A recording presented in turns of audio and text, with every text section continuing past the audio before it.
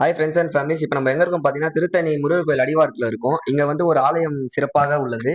அந்த ஆலயத்தினோட விவரமும், அந்த ஆலயத்தினோட பலன்களும் நம்ம இங்க கோயிலில் இருக்கும் பூசாரியிடம் இதை பத்தி நம்ம விவரமாக கேட்போம்.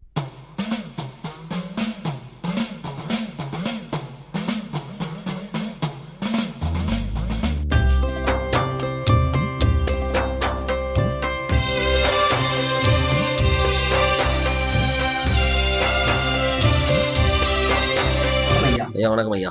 ஐயா உங்க பெயர் ஐயா? மணிகண்டன். ஐயா நம்ம எந்த ஊர் ஐயா? திருத்தணி.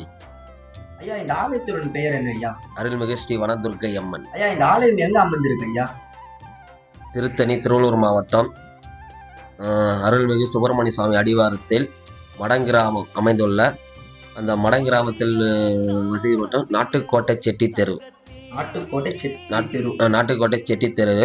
அந்த தெருவில் வந்து வனதுர்க்கை அம்மன் பிரசித்தி பெற்று வந்த அம்மன் ஆலயம். இது வந்து ஏகவரே ஒரு 100 வருடத்துக்கு முன்னாலேருந்து இருக்குது. இந்த அம்மனை வழிபடுறோம். ஆனால் கோவில் கட்டுறது வந்து ஒரு 55 வருடம் வந்து இந்த கோவில் கட்டி வழிபடுறோம். ஆலயத்தினோட சிறப்புகள் என்னென்ன? நவராத்திரி உற்சவம்.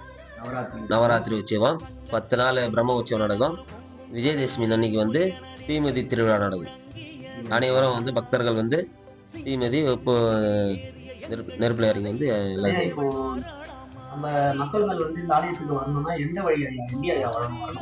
வரணும்னா நம்ம அரக்கோணம் ரோடு இருக்கு பாத்தீங்களா? அரக்கோணம் ரோடு கோர்ட்டுக்கு பக்கத்துல முருகர் கோயில் போறோம் பாத்தீங்களா? அதுக்கு மெயின் ரோட்லயே வந்து மயூரா ஹோட்டல் ஆப்போசிட்.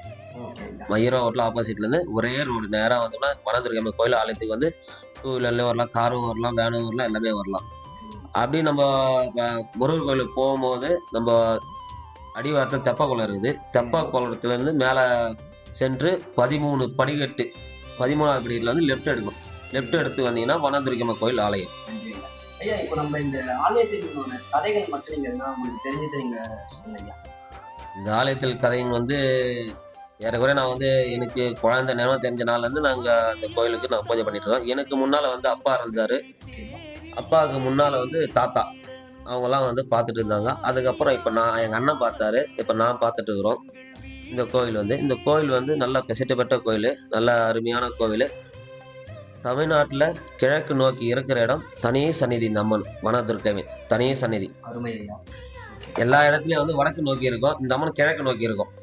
கிழக்கு நோக்கி இருக்கனால இந்த அம்மனை நம்ம நம்பி வந்தோம்னா நம்மளுடைய வேண்டுதல் என்ன வேணும், நம்ம திருமணம் ஆகாதவங்க, குழந்தை இல்லாத பாக்கியம், நம்ம கஷ்டத்தை தீர்க்கிறது, பசங்கள் படிப்பு எல்லாமே வந்து இந்த அம்மன்கிட்ட வந்து நம்பி வந்தா செவ்வாய்க்கிழமை 3-4 ராவகால பூஜையில வந்து எலுமிச்சை பழத்துல விளக்கு ஏற்றி இந்த அம்மனை வழிபட்டு வந்தோம்னா நீங்க நினைச்ச காரியம் நடக்கும்.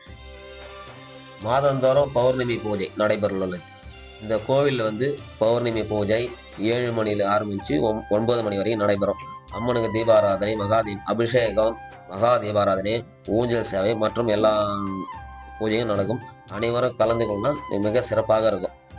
நன்றிங்க ஐயா.